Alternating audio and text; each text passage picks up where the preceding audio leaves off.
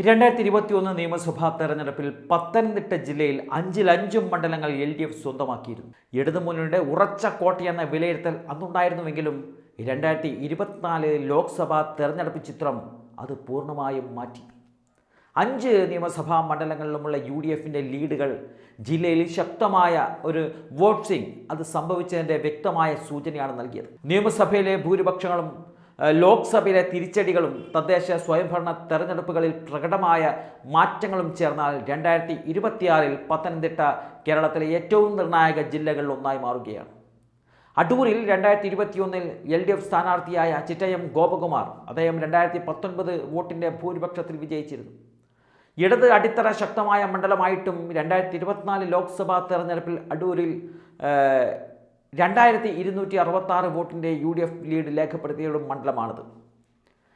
തദ്ദേശ സ്വയംഭരണ തെരഞ്ഞെടുപ്പുകളിൽ നഗരസഭയിലും ഗ്രാമപഞ്ചായത്തുകളിലുമുള്ള വോട്ടെണ്ണലുകൾ പരിശോധിക്കുമ്പോൾ ഇരു മുന്നണികളും തമ്മിലുള്ള വ്യത്യാസം വളരെ ചെറിയ ലീഡിലേക്ക് കുറയുന്ന ഒരു പ്രവണതയാണ് കാണുന്നത്. യുവ വോട്ടർമാരുടെയൊക്കെ നിലപാട് അത് അടൂരിൽ ഇനി LDFന് സുരക്ഷിത മണ്ഡലമല്ല എന്നുള്ള സൂചനകളാണ് നൽകുന്നത്. 2026 അടൂരിൽ കടുത്ത മത്സരം നടക്കുന്ന ഒരു മണ്ഡലം തന്നെയാവും എന്നുള്ളതാണ് രാഷ്ട്രീയ നിരീക്ഷകർ വിലയിരുത്തുന്നത്.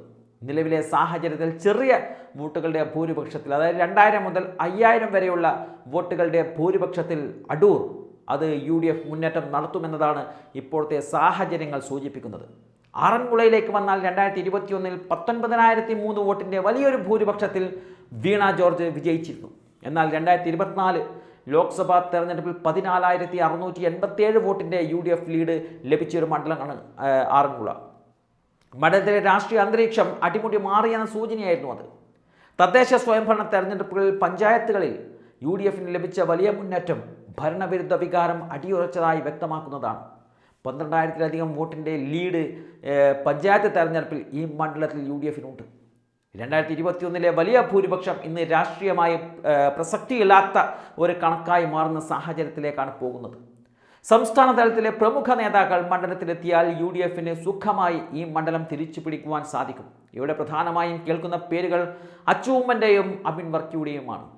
എന്തായാലും കരുത്തർ ഇറങ്ങിയാൽ 4,000-നും 8,000-നും ഇടയിലുള്ള ഭൂരിപക്ഷത്തിൽ ഈ മണ്ഡലം UDF പിടിച്ചെടുക്കുമെന്നതാണ് ഇപ്പോഴത്തെ സാഹചര്യം പറയുന്നത്. 2026 ആറന്മുള LDFന് ഏറ്റവും വലിയ പരീക്ഷണമാകുന്ന ഒരു മണ്ഡലമായിരിക്കും എന്നുള്ള വിലയിരുത്തൽ ശക്തമാണ്. കോന്നിയിലേക്ക് വന്നാൽ 2021 9,000-ലധികം വോട്ടിൻ്റെ ഭൂരിപക്ഷത്തിൽ ജനീഷ് കുമാർ വിജയിച്ച ഒരു മണ്ഡലമാണ് കോന്നി. പക്ഷേ 2024 ലോക്സഭാ തെരഞ്ഞെടുപ്പിലേക്ക് വരുമ്പോൾ 2,579 വോട്ടിൻ്റെ UDF ലീഡ് മണ്ഡലത്തിലുണ്ടായിരുന്നു. തദ്ദേശ തെരഞ്ഞെടുപ്പുകളിൽ കോന്നിയിലെ പഞ്ചായത്തുകളിൽ മിശ്ര ഫലങ്ങളാണ് ഉണ്ടായതെങ്കിലും LDFൻ്റെ മുൻതൂക്കം വളരെ വ്യക്തമായി തന്നെ ആ മണ്ഡലത്തിൽ കുറഞ്ഞിട്ടുണ്ട്. ഇടത് അടിത്തറ ഇപ്പോഴും പൂർണ്ണമായും തകരാത്ത സാഹചര്യമാണെങ്കിൽ കൂടി UDF ഒരു തിരിച്ചുവരവിന് ഇവിടെ അവസരം തുറന്നു കിടക്കുകയും ചെയ്യുന്നുണ്ട്. 2026 കോന്നി ഒരു ഫോട്ടോ ഫിനിഷിനുള്ള സാധ്യത മണ്ഡലങ്ങളിലൊന്നായി മാറുന്നൊരു കാഴ്ചയാണ് കാണുന്നത്. റാന്നിയിൽ 2021 വെറും 1,285 വോട്ടിൻ്റെ ഭൂരിപക്ഷത്തിലായിരുന്നു LDFൻ്റെ പ്രമോദ് നാരായൺ വിജയിച്ചത്. ജില്ലയിലെ ഏറ്റവും ദുർബലമായ വിജയമായിരുന്നു LDFൻ്റേത്. 2024 ലോക്സഭാ തെരഞ്ഞെടുപ്പിൽ 9,597 വോട്ടിൻ്റെ ലീഡ് UDF രേഖപ്പെടുത്തിയപ്പോൾ മണ്ഡലത്തിലെ രാഷ്ട്രീയ മനോഭാവം അത് പൂർണ്ണമായും മാറിയെന്ന സൂചനയാണ് തരുന്നത്. തദ്ദേശ സ്വയംഭരണ തെരഞ്ഞെടുപ്പുകളിൽ റാന്നിയിലെ ഗ്രാമപഞ്ചായത്തുകളിൽ UDF നേടിയ മേൽക്കൈ ലോക്സഭാ ഫലത്തിൻ്റെ തുടർച്ചയായി കണക്കാക്കപ്പെടുന്നതാണ്. 2026 റാന്നി UDFൻ്റെ ഏറ്റവും പ്രതീക്ഷയുള്ള മണ്ഡലമായി മാറിയിട്ടുണ്ട്. 3,000 മുതൽ 7,000 വോട്ടിൻ്റെ ഭൂരിപക്ഷം UDF പ്രതീക്ഷിക്കുന്നുണ്ട്. തിരുവല്ലയിൽ 2021 12,000 വോട്ടിൻ്റെ ഭൂരിപക്ഷത്തിൽ മാത്യു ടി തോമസ് വിജയിച്ചിരുന്നു LDFന് വേണ്ടി. എന്നാൽ 2024 ലോക്സഭാ തെരഞ്ഞെടുപ്പിൽ 11,530 വോട്ടിൻ്റെ ലീഡ് UDF നേടിയിരുന്നു.